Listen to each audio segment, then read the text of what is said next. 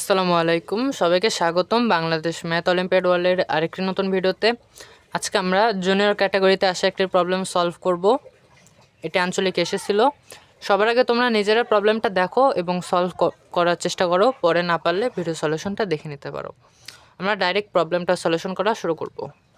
তো দেখো, প্রথমে প্রশ্ন বলা আছে 5^6 into 7^p equals to 25^q into 35^4 হলে 14^p প্লাস কিউ কত হবে? তো চলো এটা সলিউশন করা যাক। দেখো, এখানে বলছে 5^6 আর 7^p, এটা ইকুয়াল 25^q ইন্টু 35^4। দেখো, এই সাইডটাকে এভাবে রাখি, 5^6 7^p, 25কে লেখা যায় 5 স্কোয়ার, তার উপরে কিউ, আর 35কে লেখা যায় 5 ইন্টু 7, তার উপরে 4। তো এখন 5^6 আর 7^p, 5 এটা পাওয়ারগুলো গুণ হয় 2q, আর এখানে যেহেতু এভাবে আসবে 5^4 আর 7^4, এভাবে প্রত্যেকটার উপর বসবে। তো 5^6 ইকুয়ালস টু 7^p। আর দেখো, এগুলোকে বলে ভিত্তি, নিচেরগুলোকে। তো ভিত্তি সেম হলে পাওয়ারগুলো যোগ হয়, 5^2q প্লাস 4 আসবে, তখন ইকুয়ালস টু আসবে 7^4। এখন দেখো, এটা আর এটা সমান হইতে হবে যদি দুই পাশ সমান হওয়া লাগে, আর এটাও সমান হইতে হবে দুই পাশ সমান হওয়ার জন্য। দেখো, আমরা দুইটাকে কিন্তু একই সিকোয়েন্সে আনছি, এখন আমাদের শুধু এটা সলভ করতে হবে। তো দেখো, 5^6 আর 5^2q প্লাস 4, এই দুইটা সমান হইলে তো এই দুই সাইডটা সমান হবে, তাই না? কারণ 5 তো 5 আর 7-এর সাথে তো 7, দুইটা মৌলিক সংখ্যা। তো দেখো, ভিত্তি বাদ দিতে পারি, ভিত্তি একই হলে বাদ দেওয়া যায়।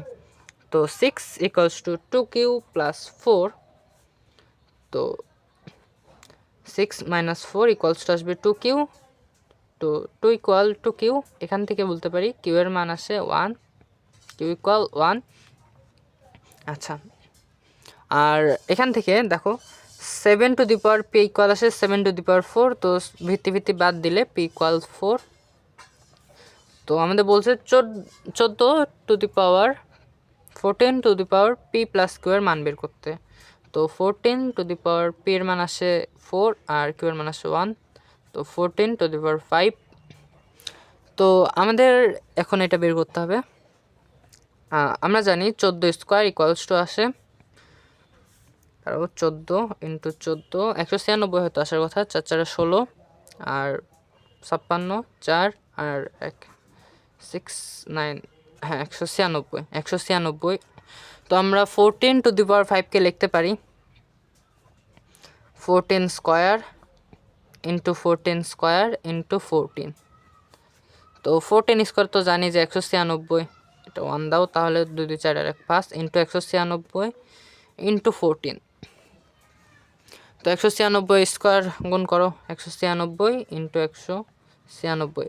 যেহেতু ক্যালকুলেটার আঞ্চলিকে নিতে দিবে না, সেহেতু এভাবে গুণ করা লাগবে ম্যানুয়ালি। 6 6 36 হাতে 3, 6 9 54 আর 3 57 7 হাতে 5, 6 আর 5 11। তো 6 9 54 4 হাতে 5, 6 9 54 4 হাতে 5, 9 9 81 আর 5 86 6 হাতে 8, 9 1 9 আর 8 17।